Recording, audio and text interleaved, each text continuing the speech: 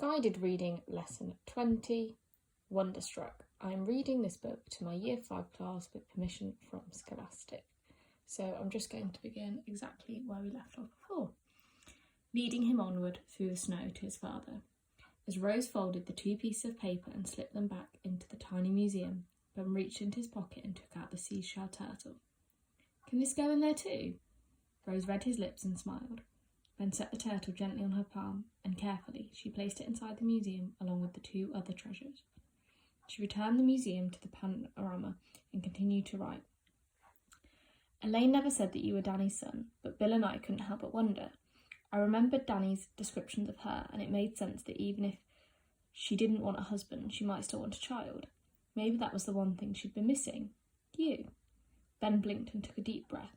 If his mum understood how it felt to be missing something, he thought, why wouldn't she talk to him about the one thing he had been missing? Was she afraid that he'd want to leave the lake like Danny? Was it hard for her to watch her son collect things and discover an interest in museums and have so much in common with his dad? She must have thought she was protecting him, or protecting herself from losing him. Either way, Ben felt he understood it now. "Your mother kept you to herself, but Bill and I couldn't stop thinking about you. So one night we snuck in here and hid your drawing inside the museum." Ben tapped Rose and mouthed the words, "Where is Bill?" Rose touched Ben's hand for a moment before writing. "He died 2 years ago. I wish you'd have known each other. He was funny. He liked to play practical jokes. He loved to read. He was proud of the printing press he worked on. And he loved Danny. He would have loved you so much." Rose shook her head and seemed to laugh a little to herself. "Oh, Ben, all this time I've wondered if it was true. If we really had a grandson. If you really were Danny's son." Ben reached up and moved his hand slowly across Rose's cheek. It was odd to touch his grandmother's face, almost as if her skin was somehow part of his own face and his father's. He thought about how much he missed his mum's touch. Ben still didn't know if she had planned this trip to New York or if it was just an accident. He'd found the book and the bookmark and his grandmother, and that's when it hit him.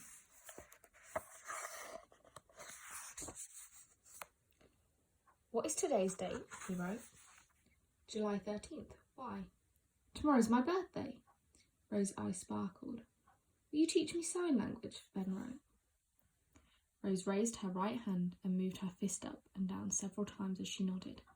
Ben understood and laughed. "Thank you for being so brave," Rose wrote. "Your parents would have been very proud of you."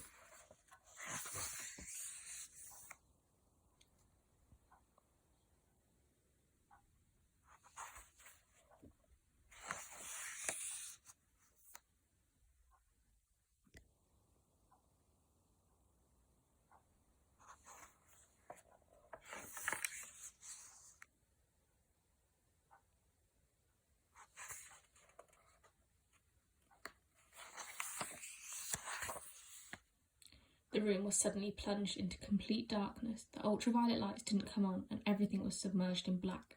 Ben felt a terrible panic rise up in him. What had happened, except for the touch of his grandma's hand and the floor beneath his feet? Everything in the world seemed to disappear. Ben tried to visualise the tiny city spread out around him. One wrong move, and they would crush a bridge or destroy an entire city block. He worried about falling, or worse, Rose falling. How would he get help? Rose tightened her grip and slowly urged Ben along inch by inch. They moved as if they were struggling beneath a black velvet blanket. For a split second, a distant flash of lightning lit the entrance to the panorama, which opened out to the front doors of the museum. A storm must have begun. Ben shuddered and prayed the building would not be hit. Rose and Ben shuffled along with tiny footsteps, careful to stay on the river. Ben wiped his face with his t-shirt. Arms extended, they continued to walk through the thick darkness, being careful not to crush any bridges or buildings. After what felt like hours, they bumped into a wall. They groped along it until, with the help of another flash of lightning, Ben located the door. One step at a time, they made their way up the dark stairs and onto the walkway surrounding the panorama. In the distance, lightning flashed again from the entrance. It grew brighter as they exited the panorama and headed towards the lobby. Blood pounded in Ben's head. He clutched Rose as a dazzling blast illuminated the lobby and left a glowing aftershock that hurt his eyes. After a few moments, the lightning stopped. Ben's eyes adjusted to the darkness, and at last he understood. There was no storm and there was no lightning. It was Jamie on the other side of the glass door, holding his camera and waving madly. Ben knew at once he must have been trying to get their attention with the camera flash, since banging on the door obviously hadn't worked. A pile of developing photographs lay at his feet. Ben rushed to the door and motioned for Rose to open it.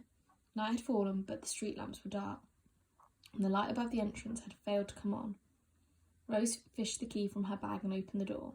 Jamie looked at Rose, and a moment of confusion passed across his face before he threw his arms around Ben. "How did you get here?" asked Ben. "I followed you," mouthed Jamie. Rose pulled the boys away from the door and relocked it. She slowly led them through long hallways, up dark stairs, and to Ben's surprise, out onto the roof. They sat near the edge of the building and caught their breath. A warm breeze blew gently through their hair as they turned and looked across the river to Manhattan. To Ben's amazement, the blackout extended across the entire city. The skyline looked like a miniature silhouette.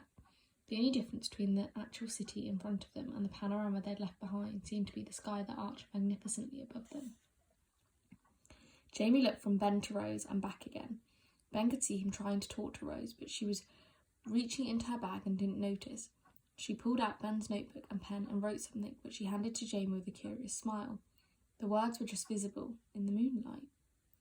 "Who are you?" Ben read the notebook over Jamie's shoulder and said to him, "I think I can answer."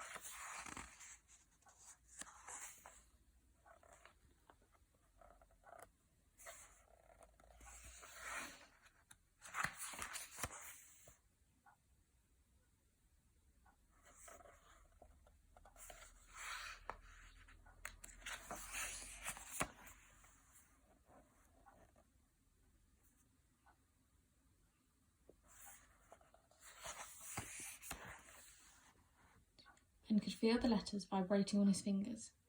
"My friend." Jamie smiled and then finger spelled his name for Rose. She shook his hand. "This is Rose, my grandmother," Ben told Jamie. Jamie's jaw dropped. He smiled his crooked grin, and Ben could tell he wasn't sure if Ben was joking. "Really?" he mouthed. Ben flipped through the notebook and showed Jamie the pages that Rose had written for him. "Later you will read this. It explains everything." As he said these words, Ben realised how true they were. Not only did the notebook contain the story of his dad and his grandparents, but also the story he had written for Jamie about his mum, and his aunt and uncle and cousins, and Jamie's story about his parents, the museum, and bits and pieces of almost all their conversations.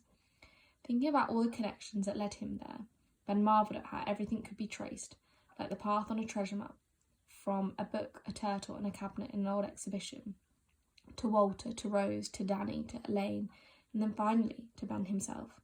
And of course, Ben would never have discovered the path in the first place if it weren't for Jamie. The world was full of wonders.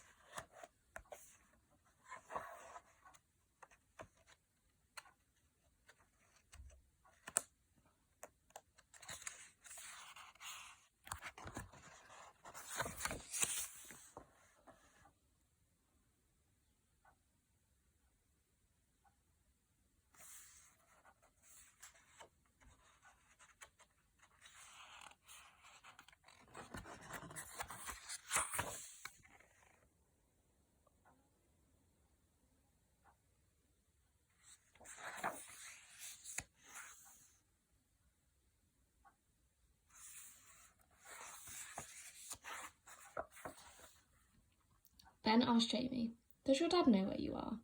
Jamie shook his head. "He's going to worry about you." Ben turned to a blank page and wrote, "How long will the blackout last?" Jamie forgot to tell his dad where he was going. Rose read it and looked for a moment at Jamie. "My brother knows where we are," she answered. "He'll come and get us in his car and we'll take you home. It'll be okay. All we can do right now is wait." Ben put his arms on Jamie's shoulders, and Jamie smiled. Ben looked out at the jagged skyline and wondered what happened in a city without electricity. He'd been scared during the blackout in Minnesota when he was trapped by the storm in his house, but it had given him the chance to read Wonderstruck by flashlight in his mum's bed. Ben imagined all of New York City reading by flashlight in their beds, and he marvelled over how much had happened from blackout to blackout. Ben was sure his aunt and uncle had been called by now, but he hoped he wouldn't have to go back to Gunflint Lake right away. Rose had introduced him to the panorama, as well as to his father's life, and now he was ready to explore the city itself. Maybe he could stay with his grandma for a while, or maybe, like Jamie, he could come for the summers. Whatever happened, Ben knew that he belonged here, with his friend and his grandmother, and millions of other people waiting, in the dark, for the lights to come back on. Jamie leaned against Ben, and Ben leaned against Rose, and the three of them sat together on the roof of the museum, looking at the stars.